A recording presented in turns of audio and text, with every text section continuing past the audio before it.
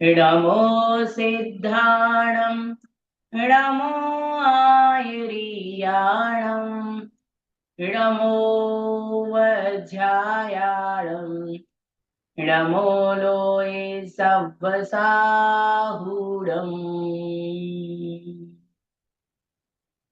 मोक्षमार्गस्य नेतारं भेत्तारं कर्मभूभृतां ज्ञातारं विश्वतत्त्वानां वंदे तद्गुणलब्धये। जय बोले पंच परमेशी भगवान की जय। आचार्य भगवंत पूज्यपाद स्वामी महाराज जी की जय। आचार्य गुरुवर विद्यासागर जी समय सागर जी महाराज जी की जय। जगत पूज्य मुनि पुंगव सुधा सागर जी महाराज जी की जय। सूत्र नंबर 27 पढ़ना है हम लोगों को। ध्यान का स्वरूप तो निकाल लीजिए।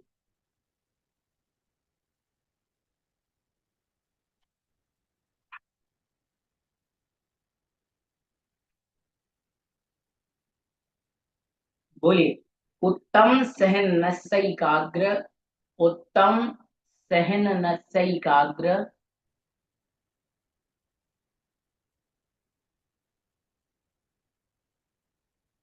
उत्तम सहन नस्यैकाग्र चिंता निरोधो ध्यान मांतर मुहूर्तात्।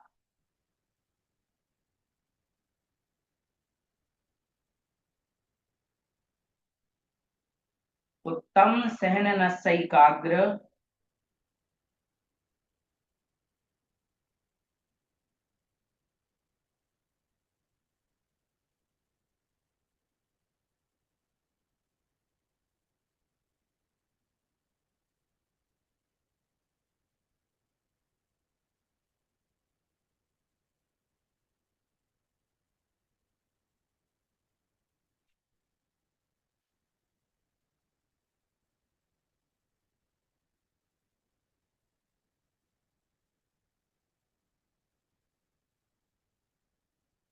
उत्तम सहन नस्यैकाग्र चिंता निरोधो ध्यान मांतर मुहूर्तात्। ध्यान की परिभाषा के लिए यहाँ पर बताते हैं कि ध्यान किसे कहते हैं। तो वो बता रहे हैं। तो कहते उत्तम सहन नश्य। उत्तम सहन नश्य एकाग्र चिंता निरोधो ध्यान मांतर मुहूर्ता। उत्तम सहनन वाले के एकाग्र चिंता निरोधो, एकाग्रता से चिंता का निरोध करना, रोकना। ध्यान ध्यानम ध्यान कहलाता है अंतर मुहूर्तात्। वह अंतर मुहूर्त तक होता है। जो ध्यान है कितनी देर तक होता है? अंतर मुहूर्त काल तक होता है। कह रहे उत्तम सहनन वाले जीव के एक विषय में चित्त वृत्ति को रोकने का नाम ध्यान है। और वह ध्यान कब तक होता है? ध्यान होता है अंतर मुहूर्त काल तक। ठीक है। आगे पढ़ते हैं। आदि के वज्र विषप नाराज सहनन, वज्र नाराज सहनन और नाराज सहनन, ये तीन उत्तम सहनन हैं। ये तीनों ही ध्यान के साधन हैं। मोक्ष का साधन तो प्रथम ही है। जिसके लिए उत्तम सहनन होते हैं वह उत्तम सहनन वाला होता है। ये उत्तम सहनन वाले इस पद द्वारा प्रयुक्त निर्देश किया गया है। अग्र पद का अर्थ मुख है। जिसका एक अग्र होता है वह एकाग्र कहलाता है। नाना पदार्थों का आलंबन लेने से चिंता निरोध परिस्पंदन गति होती है। उसे अन्य अशेषों मुखों से लौटाकर एकाग्र मतलब अन्य विषयों से लौटा करके एक विषय में नियमित करने का नाम एकाग्र चिंता निरोध है। इस द्वारा ध्यान का स्वरूप कहा गया है। मुहूर्त का यह काल विवक्षित परिमाण है। जो मुहूर्त के भीतर होता है वो अंतर मुहूर्त कहलाता है। इस अंतर मुहूर्त काल तक इस पद के द्वारा काल की अवधि की गई है। इस काल के बाद एकाग्र चिंता दोधर हो जाती है, मतलब अंतर मुहूर्त तक वो ध्यान होता है, उसके बाद ध्यान नहीं हो पाता है, ये कह रहे हैं। शंका, यदि चिंता निरोध का नाम ध्यान है तो निरोध अभाव स्वरूप होता है, इसलिए गधे के सींग के समान ध्यान असत ठहरता है। समाधान, यह कोई दोष नहीं है, क्योंकि अन्य चिंता की निवृत्ति की अपेक्षा असत कहा है और अपने विषय रूप प्रवृत्ति होने से वह सत कहा जाता है, क्योंकि अभाव भावांतर स्वरूप होता है। अभाव वस्तु का धर्म है। यह बात सपक्ष सत्व विवक्ष व्यावृत्ति इत्यादि हेतु के अंग से सिद्ध होती है अथवा निरोध शब्द से।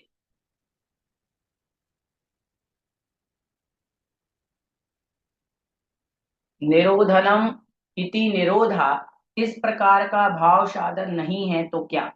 निरुध्यत इति निरोधा, निरुध्यत इति निरोधा, जो रोका जाता है। इस प्रकार जो कर्म का साधन है चिंता का निरोध, वह चिंता निरोध है। आशय यह है कि निश्चल अग्नि शिखा के समान निश्चल रूप से अवभासमान ज्ञान ही ध्यान है।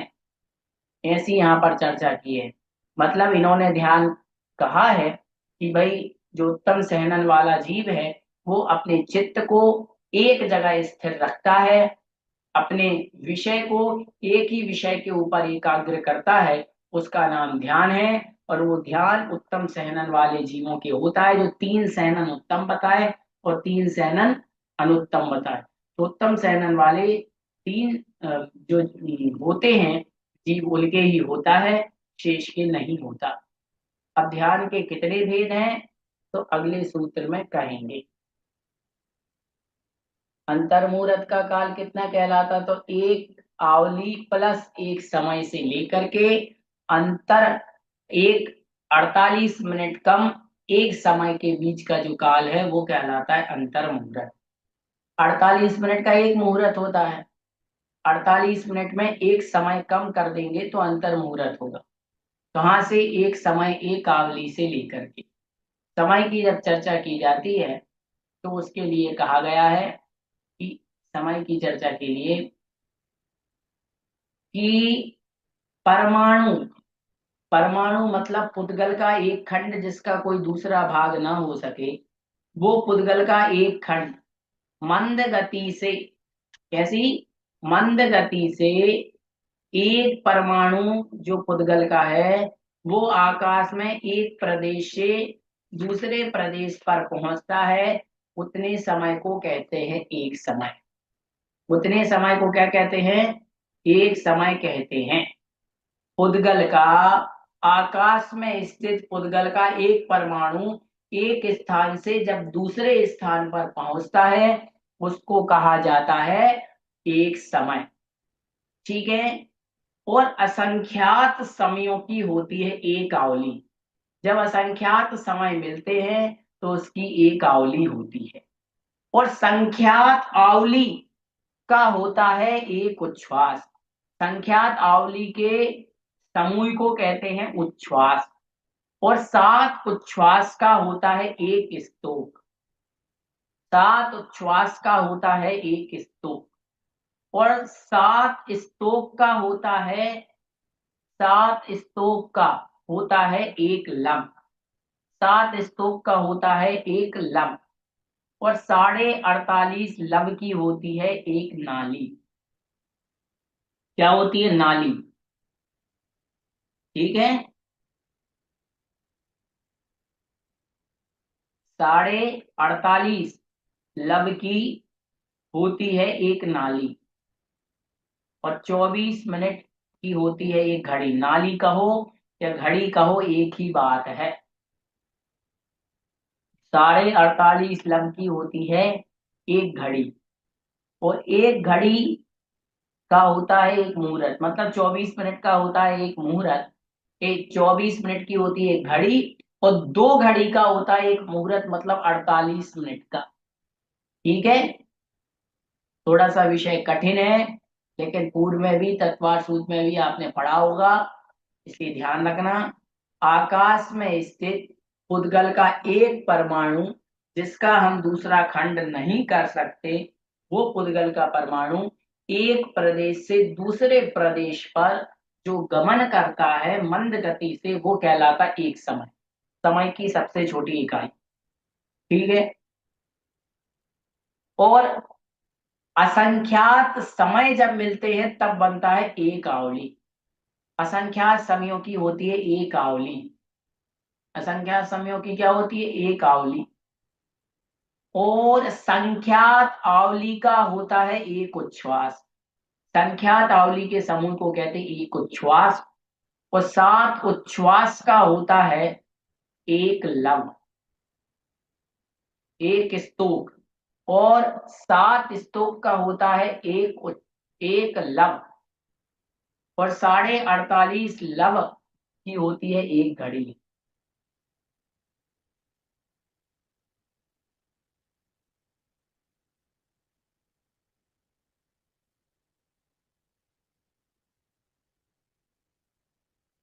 ठीक है।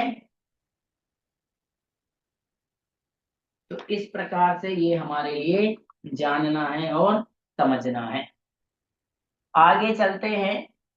4 प्रकार के भेद हैं, ध्यान के। आर्त रौद्र धर्म शुक्लानी। बोलिए। आर्त रौद्र धर्म शुक्लानी।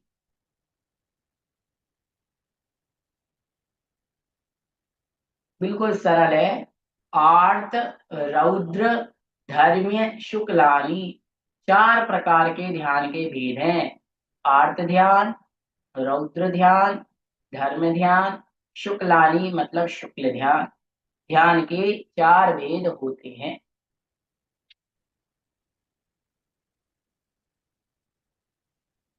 क्या लिखा टीका में पढ़ते हैं। आर्त शब्द रित अर्थात रित अथवा अर्थी, इनमें से किसी एक से बना है। इसमें रित का अर्थ है दुख पहुंचाना। इसमें जो आर्त शब्द है ना, आर्त, वो रित या अर्थी, इन संस्कृत के शब्दों से मिला है। तो रित का अर्थ होता है दुख, और अर्थी का अर्थ है अर्दनम अर्थी, अर्थात पीड़ा पहुंचाना। इसमें रित या आरती में जो होता है वह आर्त है। आर्त ध्यान क्या कहलाता है? तो आर्त ध्यान का मतलब होता है जो हमें दुख पहुंचाता है, पीड़ा पहुंचाता है, वो आर्त ध्यान है। बार बार मन में कोई दुख का, पीड़ा का चिंतन करने का नाम है आर्त ध्यान। मन में किसी दुख का चिंता कर रहे हैं, मन में बार बार कोई दुख के बारे में सोच रहे हैं जो हमें पीड़ा पहुंचा रहा है, बहुत ज्यादा दुख दे रहा है, वो आर्त ध्यान है। इसीलिए तो कहते हैं किसी भी चीज का ज्यादा आर्त और रौद्र ध्यान नहीं करना चाहिए। जो हो गया सो हो गया। ज्यादा किसी चीज के बारे में सोचना, नुकसान हो गया तो हो गया, लॉस हो गया तो हो गया। कोई चीज चोरी हो गई तो हो गई, कोई चीज टूट गई तो टूट गई, वापस तो आने वाली है नहीं। लेकिन बार बार चिंता करने से आर्त आदि ध्यान होते हैं। परार्थ ध्यान कर्म बंध का कारण है। ठीक है। आगे कहते हैं, रुद्र का अर्थ होता है क्रूर। क्रूर मतलब जो बहुत ज्यादा क्रोधी हो, जिसके परिणाम बहुत ज्यादा क्रूर परिणाम हो, इसका कर्म या होने वाला रौद्र। अर्थात कहते हैं रौद्र का मतलब होता है क्रूर प्राणी। क्रूर प्राणी जिसके परिणाम रौद्र होते हैं, बहुत ज्यादा रौद्र परिणाम वाला जो जीव होता है, कैसा होता है? बहुत ज्यादा रौद्र परिणाम वाला जो जीव होता है।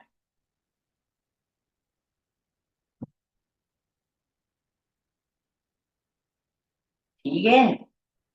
तो वो रौद्र ध्यान, रौद्र परिणाम का मतलब होता है जिसके परिणाम बहुत ज्यादा क्रूर होते हैं, गुस्से वाले होते हैं, कषाय जिसमें ज्यादा होती है। फिर आगे कहते हैं धर्म का व्याख्यान पहले करा है। जो धर्म से युक्त है वो धर्म ध्यान है, ये तो सब जानते ही हैं। जो धर्म ध्यान में लगता है, जो वस्तु के स्वरूप को जानता है, जो धर्म से युक्त होता है, वो धर्म ध्यान है। और जिसमें सूची का गुण होता है वह शुक्ल ध्यान है।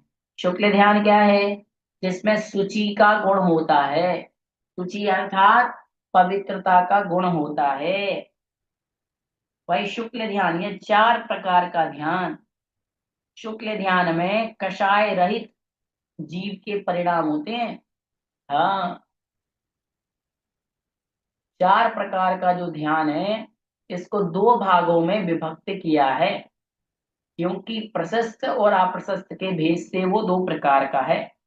जो पापाश्रव का कारण है वो अप्रशस्त है, और जो कर्मों के निर्दहन करने की सामर्थ्य से युक्त है वो प्रशस्त ध्यान है। चार प्रकार के ध्यानों को दो दो भागों में बांटा है, प्रशस्त और अप्रशस्त। जिसमें से आर्त और रौद्र ध्यान ये अप्रशस्त हैं, क्योंकि ये किसके कारण है? पाप आश्रव के कारण है। तो धर्म ध्यान और शुक्ल ध्यान, ये दोनों ध्यान कर्म क्षय के कारण है, इसलिए इनको किस में लिया गया है? प्रशस्त। धर्म ध्यान और शुक्ल ध्यान करने योग्य हैं, और आर्त ध्यान और रौद्र ध्यान नहीं करने योग्य है। ठीक है, चले आगे पढ़ते हैं। परे मोक्ष हेतु, अगला सूत्र। परे मोक्ष हेतु, बोलिए। परे मोक्ष हेतु, परे मोक्ष हेतु।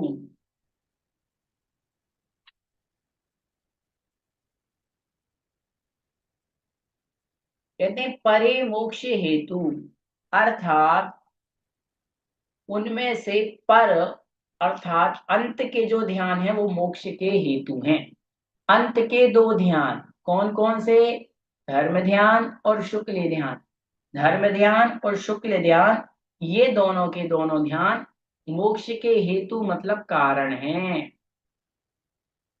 टीका में क्या कहते हैं? कहते पर, उत्तर और अंत, इनका एक अर्थ है। पर में मतलब बाद में। जो अंतिम शुक्ल ध्यान है, इसका समीपवर्ती होने से धर्म ध्यान भी पर है, ऐसा उपचार किया जाता है।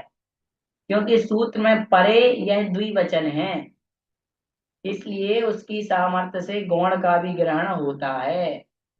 पर अर्थात धर्म ध्यान और शुक्ल ध्यान ये दोनों मोक्ष के हेतु हैं। इस वचन से पहले आर्त और रौद्र ध्यान संसार के हेतु यह ग्रहण होता है कि नहीं? संसार के हेतु क्या है? आर्त और रौद्र ध्यान। और मोक्ष के हेतु क्या है? धर्म ध्यान और शुक्ल ध्यान। धर्म ध्यान परंपरा से मोक्ष का हेतु है, और शुक्ल ध्यान साक्षात मोक्ष का हेतु है, क्योंकि मोक्ष और संसार के सिवा तीसरा और कोई साध्य नहीं है। या तो आप संसार में रहिए या फिर आप मोक्ष में रहिए। बताइए भैया, कहाँ जाना है आपको? या तो संसार में गोते खाते रहो, जीव को कहते हैं आचार्य भगवान। या तो संसार स्थान है या फिर मोक्ष स्थान है, दो ही स्थान है। या तो आप अपने कर्मों का क्षय करके, आठों कर्मों को नष्ट करके मोक्ष में अपना स्थान बना लीजिए, नहीं तो आप संसार में तो है ही। तो ये दो ही ऑप्शन है प्राणी के पास। या तो तप करके, कर्मों का क्षय करके उस अजर अविनाशी पद को प्राप्त कर लो, या फिर संसार में ऐसे ही सुख दुख को सहन करते करते अनादिकाल से तो भटक ही रहे, आगे भी भटकते रहेंगे, है कि नहीं? तो इस प्रकार से ये सामान्य परिचय हुआ ध्यान का स्वरूप, ध्यान के भेद। अब जो चार प्रकार के ध्यान हैं, इनके प्रभेद भी हैं। जैसे आर्त ध्यान के भी चार भेद हैं, रौद्र ध्यान के भी चार भेद हैं, धर्म ध्यान के भी चार भेद हैं, और शुक्ल ध्यान के भी चार भेद हैं। है ना? तो इनके भेदों की चर्चा करते हैं। सूत्र नंबर 30 निकाल लीजिए। आर्त आर्तमा मनोज्ञस्य आर्तमा मनोज्ञस्य आर्तमा मनोज्ञस्य संप्रयोगे तद्विप्रयोगाय तद्विप्रयोगाय स्मृति समन्वाहारा तद्विप्रयोगाय स्मृति समन्वाहारा। बोलिए।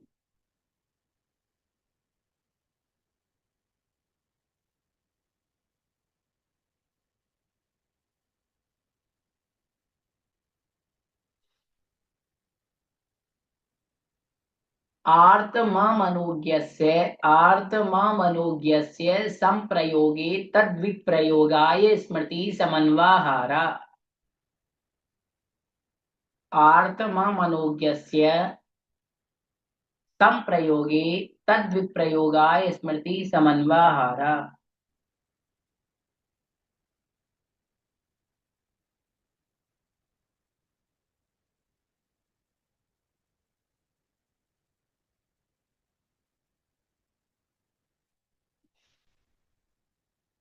3-4 बार सूत्र को बोलिए।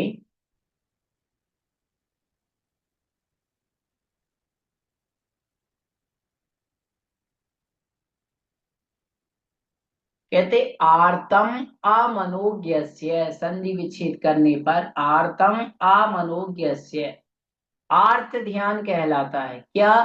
अमनोज्ञस्य, अमनोज्ञस्य मतलब अप्रिय वस्तु। अप्रिय वस्तु क्या होती है? कांटा लगना, पत्थर लगना, ये सब। संप्रयोगे, संप्रयोगे अर्थात इनका संयोग होने पर, तद विप्रयोगाय उससे पीछा छुड़ाने के लिए, स्मृति समन्वाहारा बार बार स्मृति में विचार करना, ये आर्त ध्यान कहलाता है। आर्त ध्यान के 4 भेद हैं। पहला भेद है अनिष्ट संयोगज आर्त ध्यान। पहला भेद कौन सा है? अनिष्ट संयोगज आर्त ध्यान। तो टीका में देखो क्या लिखा है। अमनोज्ञ पदार्थ के प्राप्त होने पर उसके वियोग के लिए चिंता सातत्य का होना। मतलब जो अमनोज्ञ, जो पदार्थ हमें प्रिय नहीं है, उसके प्राप्त होने पर बार बार उसके वियोग किए दूर हो जाए, उसके लिए चिंतन करना। अमनोज्ञ का अर्थ है अप्रिय, जैसे वेश, कांटा, शत्रु, शस्त्र आदि जो अप्रिय पदार्थ है, ये बाधा होने के कारण से अमनोज्ञ कहे जाते हैं। और उसका बार बार संयोग, वे मेरे कैसे हों कैसे ना हो, ये मेरे से दूर कैसे हो, विष दूर कैसे हो जाए, बीमारी दूर कैसे हो जाए, कांटा दूर कैसे हो जाए, ये शत्रु दूर कैसे हो जाए, बार बार उसका चिंतन करने का नाम है पहला स्मृति समन्वहार अर्थात अनिष्ट संयोगज। पहले अनिष्ट का संयोग होने पर जो चिंतन करते हैं ना, वो ध्यान है। ठीक है, इसलिए इसका नाम है स्मृति समन्वहार, ये पहला आर्त ध्यान है। और तत्वार सूत्र में जाएंगे तो अनिष्ट संयोगज भी इसे कहा है। अगला सूत्र, विपरीतम मनोज्ञस्य। बोलिए। विपरीतम मनोज्ञस्य, विपरीतम मनोज्ञस्य। बोलिए विपरीतम मनोज्ञस्य। सरल है सूत्र। कहते विपरीतम, इससे विपरीत, मनोज्ञस्य मनोज्ञ पदार्थ, मनोज्ञ वस्तु के वियोग होने पर उसकी फिर से प्राप्ति हो, उसके लिए बार बार चिंता करना, ये इष्ट वियोगज। मतलब इष्ट का वियोग हो जाने पर बार बार जो चिंता होती है वो कहलाता इष्ट वियोगज नाम का आर्त ध्यान। किससे विपरीत? पूर्व में कहे हुए से। इससे तात्पर्य यह निकलता है कि मनोज्ञ अर्थात अपने पुत्र का, स्त्री का, धन आदि का वियोग होने पर उसकी प्राप्ति के लिए संकल्प अर्थात निरंतर चिंता करना दूसरा अर्थ ध्यान है। देखो जी, हम क्या करते हैं, यदि हमारा मान लीजिए कभी किसी की शादी हुई, किसी बेटी की शादी होके दूसरे घर में गई और उसको सासू माँ अच्छी नहीं मिली, सासू माँ बहुत परेशान कर रही, तो बहू मन में सोचती कि भगवान इस सासू माँ से कब पिंड छूटे। ऐसा बोलते कि नहीं बोलते? बोलो। तो ये हो गया अनिष्ट संयोगज अर्थ ध्यान, मतलब बहू के लिए अनिष्ट संयोग, उसको ऐसी सास मिली जैसी उसको नहीं चाहिए थी, तो उसको अप्रिय सास मिली, तो वो हो गया अनिष्ट का संयोग। ठीक है। और दूसरी बात, पति उसको बहुत प्रेम करता है, तो पति का वियोग हो गया, मतलब पति का मरण हो गया, वो रोए जा रही है मेरे पति का वियोग हो गया, अब वो चाहती है मेरा पति मुझे वापस से मिल जाए, तो वो है इष्ट वियोगज। एक ही उदाहरण में दो अर्थ ध्यान हमने आपको बता दिए। एक और बता देते हैं। मान लीजिए आपके पास सोना चांदी है, और आपका सोना चांदी क्या हो गया, बस में ट्रेन में चोरी हो गया। अब सोना चोरी हो गया तो आपको सोना बिल्कुल मनोज्ञ था, मनोज्ञ मतलब प्रिय। माताओं को तो, महिलाओं को तो सोना प्रिय होता कि नहीं होता? सोने के बिना सोना कहाँ, तो सोना उनको बहुत प्रिय। और सोना चोरी हो जाए तो फिर उनको नींद कहाँ आती है, मतलब उनकी मनोज्ञ जो प्रिय वस्तु सोना थी उसका वियोग हो गया। तो ये हो गया इष्ट मतलब प्रिय, और वियोग मतलब उसका दूर हो जाना। तो प्रिय वस्तु के दूर हो जाने पर मन में जो चिंतन होता है वो कहलाता है इष्ट वियोगज नाम का अर्थ ध्यान, ये दूसरा है। ठीक है। हाँ, तो एक में तो कोई बुरा चीज, वेश, कांटा, कंटक, या कोई ऐसा व्यक्ति मिल गया जो आपको दुख दे रहा है, तो आप सोचते अरे यार ये दूर हो दूर हो दूर हो। और एक में कोई चीज दूर हो गई तो सोचते मिल जाए। यही तो प्राणी की, संसार की सबसे बड़ी वो है। बस हमें अपने मन का चाहिए, अपेक्षाओं की पूर्ति हो गई तो सुखी, और अपेक्षाओं की पूर्ति नहीं हुई तो दुखी। बस इसमें ही जी रहा है, और कुछ नहीं है। हाँ, आपको हमसे अपेक्षा है कि ये हमें ऐसा कर देवें, और हमने आपका काम मान लो कर दिया, तो आप खुश हो, कह रहे ये तो बहुत अच्छा व्यक्ति है। और मान लो उस व्यक्ति ने हमारा काम नहीं किया, तो आपको बुरा लगने लगता है। संसार में खुद की अपेक्षाएं ही हमारे स्वयं दुख का कारण है। हाँ, माता पिता आस लगाते हैं कि बेटा हमारी सेवा करेगा, इसलिए तुम्हें दुख हो रहा है। तुम कभी ये सोचो ही मत कि बेटा हमारी सेवा करेगा। आपने जन्म दे दिया, पाल पोस के बड़ा कर दिया, संस्कार दे दिए, पुण्य होगा आपकी में, आपकी यदि जीवन में, तो आपकी सेवा बेटा करेगा। और नहीं होगा पुण्य तो चार बेटे होने के बाद भी माँ भूखी बैठी रहती है कि नहीं? इसलिए अपेक्षा नहीं लगाना कभी, हाँ, किसी से, घर में, परिवार में, बेटे से, बहू से, पोते से, भाई से, बंधु से, आप और हम अपेक्षा कर लेते हैं, वो अपेक्षा ही दुख का कारण और राग द्वेष का, और ये आर्त और रौद्र ध्यान का कारण बनती है। क्यों सोचते हैं कि आप हमारा साथ दोगे, हम आपका? जब शादी होती है तो कहते हैं हम एक दूसरे के साथ रहेंगे, भाई बहन कहते हैं हम एक दूसरे का साथ देंगे, दो दोस्त कहते हैं कि हम मरते दम तक साथ देंगे। अरे भाई, पता है क्या कब क्या होने वाला है, कौन किसका साथ देगा? जब कर्म मुझ पर हावी होगा तो तुम कुछ नहीं कर पाओगे। बताओ, एक दोस्त जा रहा है, उसका एक्सीडेंट हो गया, वो रोड पे पड़ा हुआ है, मरने को निकट है, और तुम दिल्ली में जाके बैठे हो, तुम क्या करोगे उसकी मदद? और तुमने तो वादा किया था कि हम हर मुश्किल में तुम्हारा साथ देंगे। अब दो भाई साथ, कोई भरोसा नहीं है कर्म का। रात को कमरे में सो रहे और अटैक आ जाएगा तो कौन क्या करेगा? बताओ। बाथरूम में गए, शौच क्रिया के लिए बैठे हुए और अटैक आ गया, वहीं मरण हो गया, तो क्या कर लोगे? भोजन करते करते अटैक आ जाएगा तो क्या कर लोगे? सीढ़ी से जा रहे हो, गिर गए, मरण प्राप्त हो गया तो क्या कर लोगे? अभी सुनी थी घटना, अहमदाबाद कहाँ की थी, कि एरोप्लेन जा रहा था और वो पूरा का पूरा बिल्डिंग से टकराया, गिरा, और सारे लोग मरण को प्राप्त हो गए। तो क्या भरोसा भाई, इसलिए अपेक्षाएं ज्यादा किसी से नहीं लगाना। यही इसका है। नहीं तो आर्त और ये ध्यान हो गई, आर्त ध्यान होगा, कभी भी कोई इष्ट का वियोग हो जाता तो वो हमारा था ही नहीं। बताओ, कोई प्रिय वस्तु जो हम चाहते हैं, स्त्री, पुत्र, भाई, बंधु, वास्तविकता में हम छठे वर्ष सरवार सिद्धि जी पढ़ रहे हैं, क्या हमारा कोई है? रियलिटी में थोड़ा सा विचार करो, क्या हमारा कोई है जिसे हम मानते हैं? एक भी चीज बता दो जो अपनी हो, कोई नहीं है ना। रियलिटी तो यही है ना, कोई हमारा नहीं है। जब हमारी कोई चीज वास्तविकता में है ही नहीं, हमें मात्र उसका संयोग मिला है, फिर उसके जाने के बाद इतनी आकुलता व्याकुलता क्यों? बताइए। जैसे कि ये चश्मा है, चश्मा अपन ने बनाया, इसकी कोई भी कीमत हो सकती है, 1000 रुपए, 500 रुपए, 200 रुपए, 2000 रुपए। ये चश्मा जड़ है, मुझे कुछ समय के सहयोग के लिए मिला, यदि ये चोरी हो जाता है तो इसके लिए इतना आकुल व्याकुल क्यों? चोरी हो गया कोई बात नहीं,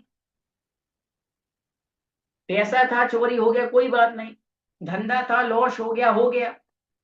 अरे भाई, लोगों के तो बाढ़ में घर के घर बह जाते हैं और वो फुटपाथ पे आ जाते हैं, तो लोगों के तो पूरे के पूरे परिवार एक्सीडेंट में चले जाते हैं। तो क्या करोगे? आपके रोने से कोई वापस आने वाला है नहीं ना। क्यों आर्त ध्यान करना? आर्त ध्यान संसार का कारण है, आर्त ध्यान और रौद्र ध्यान ये संसार में भटकने का बहुत बड़ा कारण है।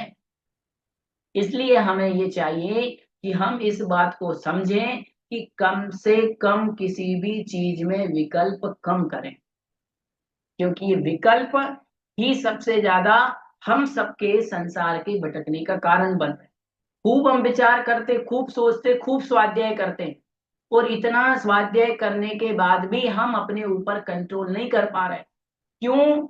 क्योंकि वो स्वाध्याय भीतरी तक प्रवेश नहीं कर पा रहा, उसको और भीतर ले जाना है, अंतरंग तक ले जाना है, और अपने अंदर धीरे धीरे ये भावना लानी है कि वास्तविकता में कोई हमारा नहीं है। एक दिन ये घर छूट जाएगा, एक दिन ये परिवार छूट जाएगा, सब छूटने के बाद कुछ हमारा नहीं रह जाएगा, तब साथ में जाएगा तो जीवन में जो अच्छा किया, जो बुरा किया, उसका लेखा जोखा उसकी सीट बन के जानी है बस अगले को, अगली पर्याय में। और एक रंच मात्र इतनी सी चीज, एक लौंग का दाना, एक इलायची का दाना भी साथ नहीं ले जाना। फिर किसी के जाने पर गम नहीं करना। कोई अनिष्ट का संयोग हो जाए तो ज्यादा आर्त और रौद्र ध्यान नहीं करना, धर्म ध्यान में लगे रहना। ये बहुत बड़ा है। इष्ट का वियोग होने पर व्यक्ति बहुत विलखता है। पद्मनंदी पंचविंशति का पढ़ी होगी, उसमें अनित्य पंचाशत अधिकार में पूरा शोक के बारे में दे दिया। व्यक्ति मरण के बाद ऐसा शोक करने लगता है, अरे हमारा तो सब कुछ चला गया। क्या चला गया भाई तुम्हारा? क्या चला गया? बेटा था, उसकी आयु थी, आयु पूरी हो गई, चला गया। पति था, उसकी आयु पूरी हो गई, चला गया। पत्नी थी, उसकी आयु पूरी हो गई, चली गई। क्या करोगे? बोले बहुत अच्छा था तो क्या करें? उस समय मन में अपने मोह को, राग को कंट्रोल करके अपने मन को अच्छा बनाना पड़ता। ये बात हमेशा याद रखना। जितना जिससे राग करोगे उतना दुख देगा, जितना जिससे लगाव बनोगे उतना दुख देगा, जितनी जिससे अपेक्षा करोगे उतना दुख देगा, ये गारंटी है, लिख के दे। जीवन में जिससे ज्यादा प्रेम मोह किया जाता है वो दुख देता है। अब आपको किससे मोह है आप सोच। मोह करना है तो देव शास्त्र गुरु से करो, मोह करना है तो भगवान से करो, राग करना है तो जिनवाणी से करो, राग करना है तो महाराज से करो, साधु से करो, माता जी से करो, वो तुम्हें धर्म की शिक्षा देंगे। महाराज के प्रति ऐसी लगन लगाओ कि रोज लगे कि यार महाराज जी के पास चले जाएं, माता जी के पास चले जाएं, गुरु जी के पास चले जाएं, तीर्थ यात्रा पे चले जाएं, वो कर्मों का क्षय करे। राग करना तो भगवान से करो। रागियों से क्या राग करना, बीत रागियों से राग करो तो वो आपको कुछ देंगे। महाराज के पास, माता जी के पास जाओगे तो कुछ वो देंगे, लेकिन रागी द्वेषी आप मेरे पास आओगे तो मैं राग द्वेष के अलावा कुछ नहीं दे सकता। आप, मैं आपके पास आऊंगा तो आप राग द्वेष के अलावा कुछ नहीं दे सकते। मान लो एक दिन आपसे परिचय हुआ, आपने कहा भैया जी हमारे यहाँ ऐसा होता है, ये करते हैं, हम मंदिर जाते पूजा करते, और 10-5 दिन आपके साथ बैठ गए ना, अरे भैया जी क्या बताएं, ये सासू माँ बहुत दुख देती है, क्या बताएं, हम तो सेवा कर करके परेशान हो गए, इसमें ही निकल जाता है, इनको खाना देना, इनको ये करना, इनको वो करना, क्या करें, हम तो खूब सेवा करते अपनी तरफ से, लेकिन कोई नहीं करता। इनके 3 बेटे और थे हमारे। ये बात मन में आ जाए। ये बात 90 हर घर में आप चले जाओ, 4 दिन किसी के साथ जुड़ जाओ, वो अपना दुखाई पुराण सुनाना शुरू कर देगा। हर व्यक्ति के पास अपनी अपनी राम कथा है और वो अपनी अपनी कथा सुनाने लग जाएगा। और इसे कहते हैं संसार की कथा। आई बात समझ में? सुन रहे हो ध्यान से? अरे भैया जी, हम तो गए थे वहां मंदिर में, हमने ये बनाया, हमने तो ये किया, हमने तो वो किया, हम तो ऐसा करते हैं, हम तो वो करते हैं। कोई फायदा नहीं है। हम तो ये कहते हैं तुमने जीवन में क्या किया, क्या अच्छा किया, किसको क्या दिया, उससे मतलब नहीं है। सबसे बड़ी बात है जीवन में परिणामों के ऊपर कितनी विशुद्धि है, कंट्रोल कितना है, मोह कितना कम हुआ है, राग कितना कम हुआ है, द्वेष कितना कम हुआ है। ये जरूरी है, ये ध्यान रखना। वही कहलाता है कि भाई हमारे लिए इष्ट का यदि वियोग हो जाए तो कंट्रोल करो। ठीक है। हाँ, ये तो पता नहीं कभी उड़ते उड़ते खबर आ जाती है। ये सच्ची मान के चलना, कब किसकी किस दिन खबर आ जाए कोई भरोसा नहीं है। अगला सूत्र, वेदना याश्च, वेदना याश्च, वेदना याश्च। वेदना याश्च अर्थात कह रहे हैं वेदना होने पर दूसरों के लिए सतत चिंता करना तीसरे नंबर का अर्थ ध्यान है। वेदना शब्द यद्यपि सुख और दुख दोनों अर्थों में विद्यमान है, यहाँ पर आर्त ध्यान का प्रकरण होने से दुख की वेदना ली गई है। वात आदि विकार जनित दुख की पीड़ा होने से उसका मेरे कैसे अभाव होगा, यह निरंतर विकल्प चलने का नाम है आर्त ध्यान। कौन सा? वेदना आर्त ध्यान। अब वेदना आर्त ध्यान में कोई व्यक्ति दुख से पीड़ित है, वो मन में ये चलता रहता है भगवान मेरा रोग दूर कब होगा, ये रोग दूर हो जाए, इस डॉक्टर के पास जाएगा, उस डॉक्टर के पास, बस यही लगेगा बीमारी कब दूर हो जाए। ये कहलाता है वेदना नाम का अर्थ। यहाँ आई बात समझ में? शरीर है जी, तीन तीन बातें, तन मन और धन। कोई व्यक्ति तन से दुखी होता है, कोई मन से दुखी होता है। किसी के तन और मन अच्छा है तो वो धन से दुखी होता है। संसार में दुख तो हर कोई है, बस यदि संसार में सुखी कोई है वर्तमान में तो वो है सब परिग्रह के त्यागी श्रमण मुनिराज माताजी, वही सुखी हैं और कोई सुखी नहीं है। उनके पास कभी आप जाओगे, या आप लोग तो जाते होंगे, तो देखना उनसे के जितना सुखी अभी कोई नहीं। आप और हमारे पास संसार के सबसे अच्छे अच्छे साधन हैं, लेकिन फिर भी हम साधनों के बाद भी दुखी हैं। और वो साधन और प्रसाधनों के त्याग करने के बाद भी कैसे हैं? महासुखी हैं। और हमारे पास साधन होने के बाद भी दुखी हैं। याद, हमेशा याद रखना, सुख और शांति त्याग से मिलती है, ग्रहण से कभी नहीं मिलती। है ना? ये हमेशा बात हमें याद रखना चाहिए। तो वेदना जब भी होती है तो हमारे मन में आता है कि ये वेदना कब दूर हो जाए। आई बात? पैर में लग गई कब हो जाए दूर, ये आंखें कब ठीक हो जाए, ये बीमारी कब ठीक हो जाए। ये है वेदना नाम का आर्त ध्यान। आगे, निदानम चा, बोलिए निदानम चा, निदानम चा। चौथे नंबर का आर्त ध्यान है निदानम चा। ये निदान नाम का चौथा आर्त ध्यान है। भोगों के प्रति आकांक्षा के प्रति आतुर हुए व्यक्ति के आगामी विषयों की प्राप्ति के लिए उसके मन में जो मनः प्रणिधान अर्थात संकल्प और विकल्प और चिंता करता है, ये चौथे नंबर का आर्त ध्यान है। अर्थात कोई व्यक्ति है, कोई सोचता रहता है हे भगवान, मैं तो आपकी खूब पूजा कर रहा हूँ, खूब भक्ति कर रहा हूँ, मुझे गाड़ी मिल जाए, मुझे बंगला मिल जाए, मुझे ये मिल जाए। अरे भैया सभी ले ले, क्या करोगे गाड़ी बंगला का? तो ऐसा जो विचार करता है वो कहलाता है निदान नाम का आर्त ध्यान। तो ये आर्त ध्यान के चार भेद हुए, अनिष्ट संयोगज, इष्ट वियोगज, तीसरा है वेदना, और चौथा है निदान। तो ये हमने यहाँ तक चर्चा कर ली। इसके आगे की चर्चा करेंगे हम कल, क्योंकि हमारा समय हो चुका है। बोधि समाधि परिणाम शुद्धि स्वात्मोपलब्धि शिव सौख्य सिद्धि चिंतामणि चिंतित वस्तुदानि स्वाबन्धमानस्य ममस्तु देवी नो वर्णमुख।